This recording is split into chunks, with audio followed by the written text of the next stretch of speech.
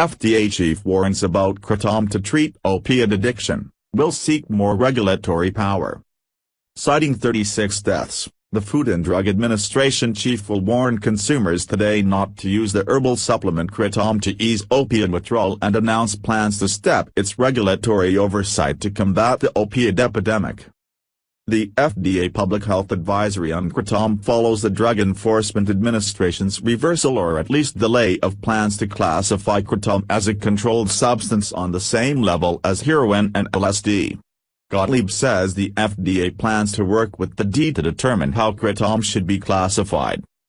Kratom, a plant grown naturally in countries including Thailand and Malaysia, is widely sold in smoke shops and other locations as a powder that can be used in tea to slow the effects of opiate withdrawal. But it has addictive properties of its own, FDA says.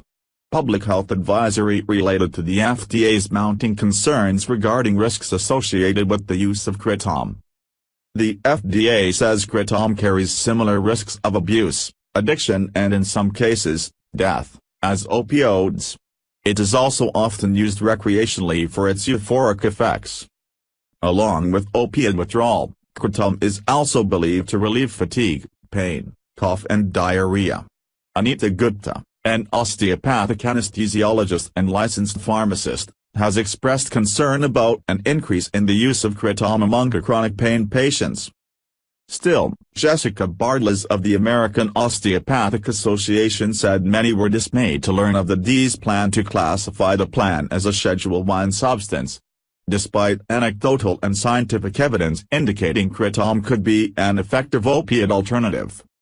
Because kratom is largely unregulated, you never know the real strength, ingredients, or how it's prepared, says Chris Barth, who used an medication Suboxone to recover from a pain pill addiction a decade ago.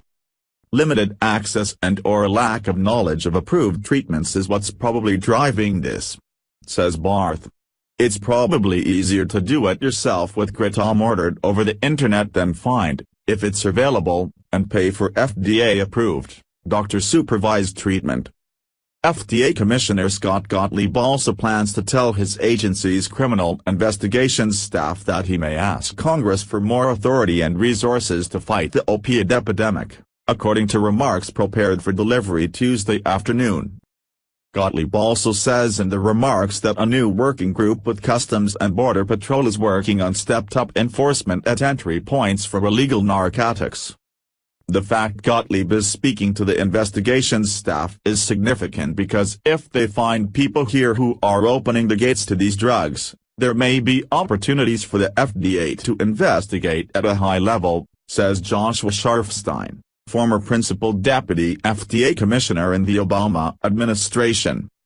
Importers, organized crime or others in the supply chain could be part of conspiracies to distribute illegal opioids, Sharfstein says. FDA is already using import alerts and other authority to stop foreign, unapproved and misbranded drugs at the border to keep kratom shipments from entering the United States. Hundreds of shipments have already been detained and many are seized. Still, more than 340 million packages reach the U.S. every year. Given that massive volume, it's estimated that only a small percentage of the illicit drugs smuggled through the international mail are being intercepted, Gottlieb said.